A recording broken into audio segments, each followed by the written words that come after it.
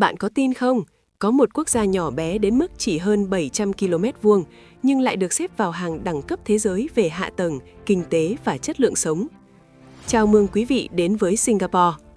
Với dân số khoảng 5,6 triệu người trên diện tích chỉ 733 km vuông, Singapore khiến cả thế giới nể phục bởi hệ thống sân bay hàng đầu, cảng biển chiến lược và giao thông công cộng hiện đại bậc nhất châu Á.